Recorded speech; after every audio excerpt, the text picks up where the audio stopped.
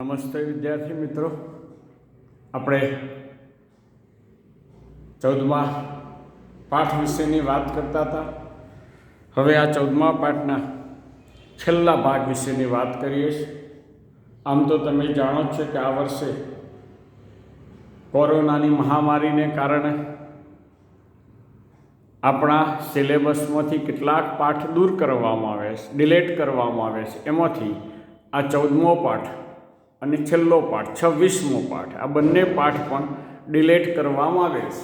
છતાં પણ આપણે આપણી જાણકારી માટે, કોમ્પિટિટિવ એક્ઝામ માટે આપણે આ પાઠ શીખ્યા અને આ પાઠના અંતિમ ભાગ તરફ, 16મા ભાગ તરફ આપણે જઈએ છીએ. આ અગાઉ તમે અવસાદી ચક્ર અને વાયુચક્ર વિશે વાત ભણી ગયા. વાયુચક્રની અંદર આપણે કાર્બન ચક્ર વિશેની વાત ભણ્યા હતા, નાઇટ્રોજન ચક્ર વિશેની વાત ભણ્યા હતા. અવસાદી ચક્રની અંદર ફોસ્ફરસ ચક્ર વિશે વાત આપણે ભણી ચૂક્યા.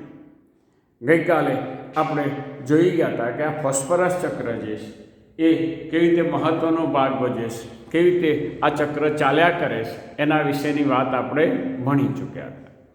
હવે આપણે પાઠની એક છેલ્લી નાનકડી ટૂંકનો જાણકારી માટે જ ભણીએ છીએ અને એ છે નિવસનતંત્રીય સેવાઓ. શાના વિશેની વાત ભણીએ છીએ? નિવસનતંત્રીય સેવાઓ. આપણને એમ થાય કે નિવસનતંત્રીય સેવા એટલે શું? તો કે આર્થિક, પર્યાવરણીય અને સૌંદર્યલક્ષી સામાન અને સેવાઓની વ્યાપક વિસ્તૃતિ તંદુરસ્ત નિવસનતંત્ર પર આધારિત છે. આ નિવસનતંત્રીય પ્રક્રિયાઓના ઉત્પાદનોને કહેવાય નિવસનતંત્રીય સેવાઓ. આર્થિક, પર્યાવરણીય અને સૌંદર્યલક્ષી સામાન અને સેવાઓની વ્યાપક વિસ્તૃતિ તંદુરસ્ત નિવસનતંત્ર પર આધારિત છે. આ નિવસનતંત્રીય પ્રક્રિયાઓના ઉત્પાદનોને આપણે શું કહીએ છીએ? નિવસનતંત્રીય સેવાઓ તરીકે ઓળખીએ છીએ. પૃથ્વી પરના જીવાવરણ અને તેમાંના નિવસનતંત્રોની જાળવણીમાં જૈવ વિવિધ્ય મહત્વનું છે. એટલે આપણે એમ કહીએ છીએ, છેલ્લે અહીંયા લખી છે કે જૈવ વિવિધતાની ઊંચી કિંમત અંકાવી જોઈએ. કે જૈવ વિવિધતા છે તો જ આપણે જાણીએ છીએ કે આ સૃષ્ટિ ઉપર સજીવોનું પણ અસ્તિત્વ છે. એટલે આની કિંમત ઓછી ન ગણતો, એની કિંમત ઊંચી અંકાવી એ પણ જરૂરી છે. આપણે જાણીએ છીએ કે મુખ્ય ક્રિયાવિધિ જેવી કે કાર્બન ડાયોક્સાઇડનું કાર્બન અને ઓક્સિજનમાં રૂપાંતર અંગેના સંરક્ષણ સાથે જંગલો સંકળાયેલા છે. ગ્રીનહાઉસ અસર, વૈશ્વિક તાપમાનની જાળવણી, દરિયાઈ પ્રવાહો તથા પવનો દ્વારા આબોહવાની જાળવણી, જંગલો દ્વારા વર્ષાનું નિયમન, ભૂમિની જાળવણી, વનસ્પતિના પરાગનયન તથા ભૂમિય જળનું શુદ્ધિકરણ જેવી અનેક બાબતો જૈવ વિવિધતાને કારણે જ શક્ય છે. અને આને કારણે આપણે એમ કહીએ છીએ કે જૈવ વિવિધતાને ઊંચી કિંમત આપવી જોઈએ. આપણી પાયાની જે મૂળભૂત જરૂરિયાતો છે એ જરૂરિયાતો, પછી શ્વસનની વાત હોય, ખોરાકની વાત હોય કે આબોહવાની વાત હોય, આ બધી જ જરૂરિયાતો સંતોષવાનું કામ કોણ કરે છે? આ નિવસનતંત્રો કરે છે. અને એને કારણે આ જૈવ વિવિધતા છે એનું મૂલ્ય નીચું અંકાવવું જોઈએ નહીં. એટલે કે જૈવ વિવિધતાનું મૂલ્ય એ ઊંચું ગણવું જોઈએ. આ નિવસનતંત્રીય સેવાઓ જે છે એને કહેવાય કે નિવસનતંત્રીય પ્રક્રિયાઓની નિપજો ઉત્પાદનને નિવસનતંત્રીય સેવાના નામથી પણ જાણી શકાય. ઉદાહરણ તરીકે તંદુરસ્ત જંગલ નિવસનતંત્રોની ભૂમિકા, આપણે જે ટાઇટલમાં છે તંદુરસ્ત જંગલ નિવસનતંત્રોની ભૂમિકા વિશે આપણે ભણીએ છીએ. તો એમાં આપણે એક તો જાણીએ છીએ કે આ નિવસનતંત્રો હવા અને પાણીના શુદ્ધ કરવા શું કરે છે? હવા અને પાણીને શુદ્ધ કરવાનું કાર્ય કરે છે. જમીનની અંદર પાણી ઉતરે ત્યારે એનું પણ શુદ્ધિકરણ થાય. હવાની અંદર પણ જે સતત ઓટું ઉમેરાય છે એને કારણે શુદ્ધિકરણનું કાર્ય થાય.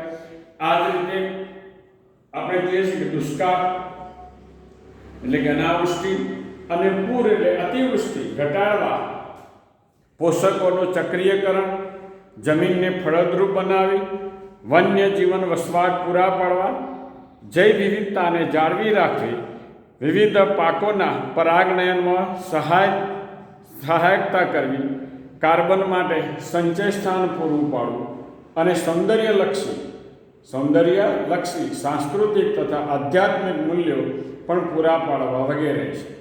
તેમ છતાં જૈવ વિવિધતાની આ સેવાઓનું મૂલ્યાંકન કરવું મુશ્કેલ છે. એટલે આપણે જોઈએ કે આનું મૂલ્યાંકન કરી શકાય એમ નથી. જેટલું આપણે મૂલ્ય ગણીએ એટલું ઓછું છે. આ નિઃસંતંત્રીય સેવાઓ છે એનું મૂલ્ય ખૂબ જ ઊંચું છે એમ આપણે કહી શકીએ છીએ. પરંતુ તે માનવું ઉચિત છે કે જૈવ વિવિધતાની ઊંચી કિંમત અંકાવવી જોઈએ. રોબર્ટ કોન્સ્ટાન્જા અને તેના સાથીદારોએ હાલમાં પ્રાકૃતિક એટલે કે નૈસર્ગિક જીવન સમર્થક સેવાઓ એટલે કે નેચર્સ લાઈફ સપોર્ટ સર્વિસની ઊંચી કિંમત આંકવા પ્રયત્નો કર્યા છે. સંશોધકોએ આ આધારભૂત નિઃસંતંત્રીય સેવાઓને એક વર્ષની અંદાજિત કિંમત લગભગ 33 ટ્રિલિયન અમેરિકી ડોલર મૂકીશ. કેટલી? 33 ટ્રિલિયન અમેરિકી ડોલર આંકી છે, જેને વ્યાપક રીતે અનુદાનિત ભાવથી લેવામાં આવે છે, કારણ કે તે મફતમાં મળે છે. આ મૂલ્ય એ વૈશ્વિક કુલ રાષ્ટ્રીય ઉત્પાદનની કિંમત એટલે કે 18 ટ્રિલિયન અમેરિકન ડોલર કરતો લગભગ 2 ગણું છે. કેટલું છે? લગભગ 2 ગણું છે. આ જૈવ વિવિધતા જે છે એનું મૂલ્ય કેવું છે? ખૂબ ઊંચું છે, બમણું છે એમ આપણે કહી શકીએ છીએ.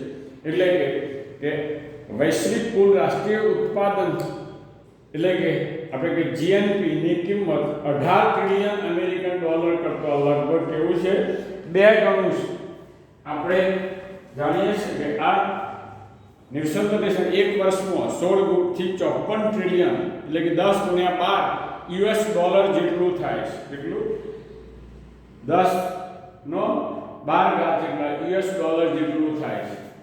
આ વિવિધ નિઃસંતંત્રીય સેવાઓની કુલ કિંમતમાંથી નિઃસંતંત્રીય સેવાઓની કુલ કિંમતમાંથી 50% તો ફક્ત ભૂમિ સંરક્ષણ એટલે કે મૃદા સંગઠન માટે છે, અને બીજી સેવાઓ કે જેવી મનોરંજન તથા પોષક ચક્ર વગેરે દરેકની 10% કરતો પણ ઓછી ભાગીદારી છે.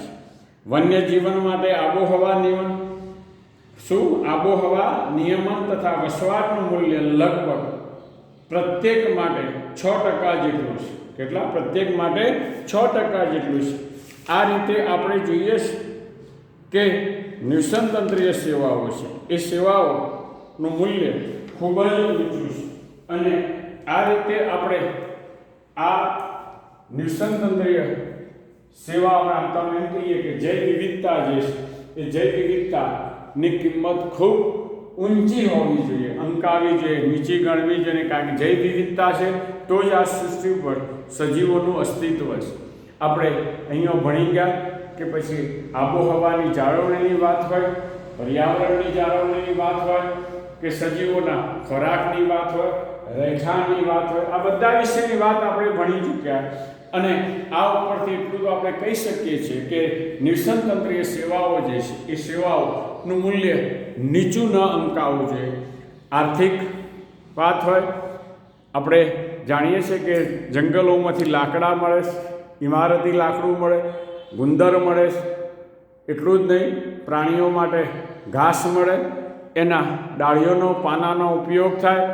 પર્યાવરણની જાળવણીમાં સૌંદર્યલક્ષી સેવાઓ માટે આપણે જાણીએ છીએ કે આ નિઃસંતંત્રો ખૂબ મહત્ત્વનો ભાગ ભજવે છે. અને આ બધી જ નિઃસંતંત્રીય પ્રક્રિયાઓના ઉત્પાદનો જે આપણને પ્રાપ્ત થાય છે એ આપણે એનો ઉપયોગ કરીએ છીએ. અને આપણે મોટા ભાગે આપણે જે સજીવો જે છે મનુષ્ય જે છે એ આ નિઃસંતંત્રીય સેવાઓનો ભરપૂર ઉપયોગ કરે છે એમ કહી શકીએ.